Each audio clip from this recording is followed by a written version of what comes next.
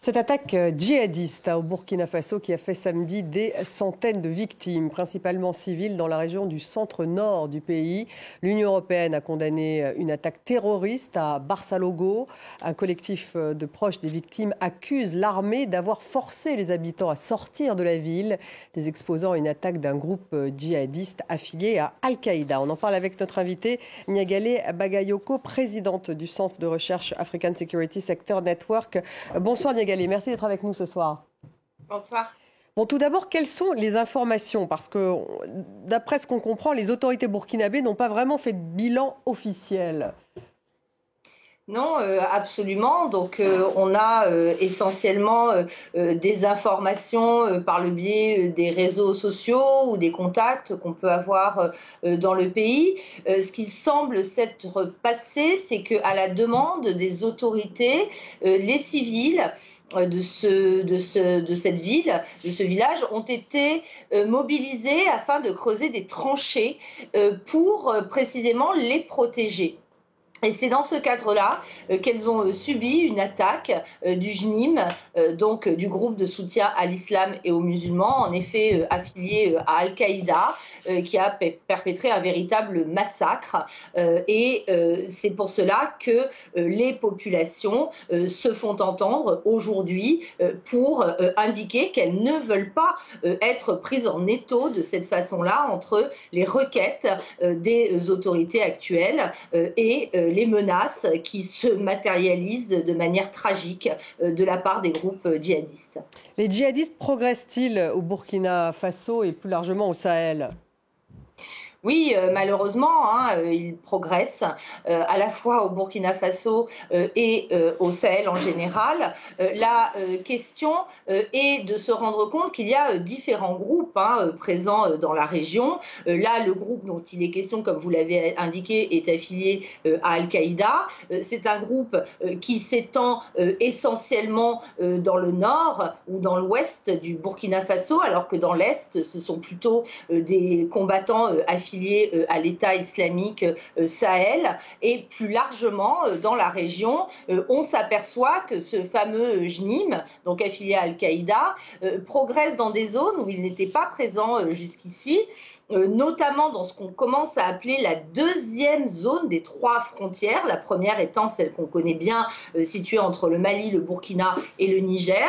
Mais aujourd'hui, on voit des attaques qui commencent à se diriger davantage du côté de la Mauritanie, voire du Sénégal, même si ces deux pays sont très bien armés et très bien organisés. Mais il semble que ça se déporte. On voit aussi une progression vers le nord des pays côtiers, notamment le nord du Bénin, et une zone aussi du côté de Ménaka, où c'est surtout l'État islamique qui semble progresser et s'enraciner aujourd'hui. Alors comment on explique justement cette progression, Niagalé Bagayoko? C'est vrai que il faut rappeler que le Burkina Faso a rompu ses liens avec les pays occidentaux. Il s'est rapproché notamment de la Russie, de la Turquie, de l'Iran. Il y a cette alliance des États du Sahel, l'AES, qui s'est scellée entre le Niger, le Mali et le Burkina. Est-ce qu'on peut parler d'un échec de cette stratégie ?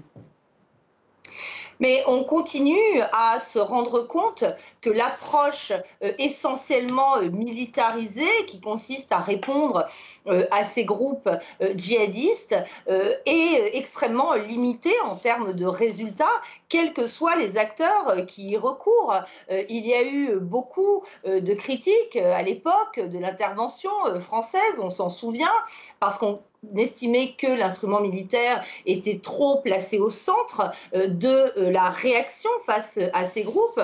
Et on voit aujourd'hui qu'y compris en ayant changé d'allié, les États du Sahel poursuivent dans cette voie, en considérant qu'ils vont anéantir vraiment cette menace, alors qu'en réalité, on a affaire à tout d'abord des groupes qui progressent parce qu'ils ont une excellente connaissance du terrain, qu'ils arrivent à s'enraciner localement, et non pas seulement militairement, mais aussi, par exemple, en utilisant utilisant le droit, en administrant la justice, en administrant les ressources naturelles dans un certain nombre de zones.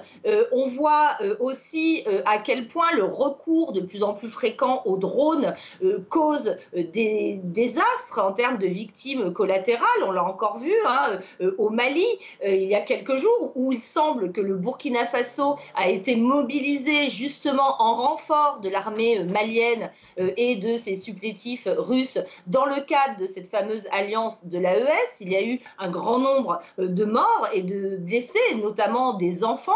Donc cette approche, malheureusement, continue à ne pas avoir les résultats escomptés, parce que je pense qu'on oublie trop souvent qu'on a affaire aussi à des adversaires politiques qui progressent bien sûr en semant la terreur, comme on vient de le voir de manière terrible à Borsolago, mais aussi parce qu'il y a un discours qui consiste à contester cette approche des États sahéliens. Le Niger, on l'apprend à l'instant, s'est rapproché du Mali et du Burkina Faso également. Ça c'est l'AES. Non, on apprend surtout que le Nigeria, et le Niger vont reprendre leur coopération militaire pour lutter justement, Niagalé, contre l'insécurité dans la région. Alors justement, il y avait l'AES dont on vient de parler. Est-ce qu'on peut dire qu'il va y avoir des changements à venir dans les alliances militaires des pays du Sahel? Par exemple, effectivement, un rapprochement éventuel entre le Nigeria et le Niger. Alors c'est en effet important ce qui se produit aujourd'hui, cette rencontre notamment du chef d'état-major de l'armée nigérienne avec cette visite au Nigeria, parce qu'on se souvient qu'il y a exactement un an, les relations se sont tendues de manière très grave entre le Niger et le Nigeria en raison de l'annonce par le président nigérien de sa volonté de mobiliser une force militaire de la CEDEAO pour mettre un terme à la prise de pouvoir par les militaires à Niamey, qui avait entraîné la chute du président élu Mohamed Bazoum. Très vite, cette volonté s'est heurtée notamment, il faut le rappeler, à ce qu'on appelle la fraternité d'armes, c'est-à-dire que les soldats nigériens et les soldats nigérians ont toujours collaboré, particulièrement non pas dans la zone de l'Est du Niger, mais de l'autre côté, du côté Est, du côté du bassin du lac Tchad, dans le cadre de ce qu'on appelle la force multinationale mixte, qui existe depuis des années pour combattre Boko Haram. Donc, cette coopération existe d'ores et déjà entre les deux armées, et l'un des arguments, justement, du côté du Nigeria, où on avait vu beaucoup d'opposition à cette intervention militaire de la CEDEAO, était de dire qu'on avait besoin de combattre aux côtés des militaires du Niger. Et je pense que cette intervention ayant de toute façon fait long feu, les pays du Sahel central s'étant retirés de la CEDEAO au profit de l'AES, des alliances de type bilatéral ou de type ad hoc se mettent au point, se mettent en place d'un point de vue militaire ou se reconstituent. Merci Niagalé Bagayoko, présidente du Centre de recherche African Security Sector Network. Merci d'avoir été avec nous ce soir pour commenter cette attaque au Burkina Faso. Merci à vous tous de nous avoir suivis. Vous restez avec nous. On va parler sport, bien sûr. On va faire un point sur les Paralympiques avec Benoît Perrochet. Ça sera dans une dizaine de minutes. 19h10, le débat qui va porter sur la guerre en Ukraine, alors que des attaques russes sont très nombreuses depuis le début de la semaine, mais qu'en Russie, les forces ukrainiennes continuent d'avancer aussi. Alors, où en est le rapport de force? Voilà les questions que nous allons poser à nos invités. À 19h10, restez avec nous.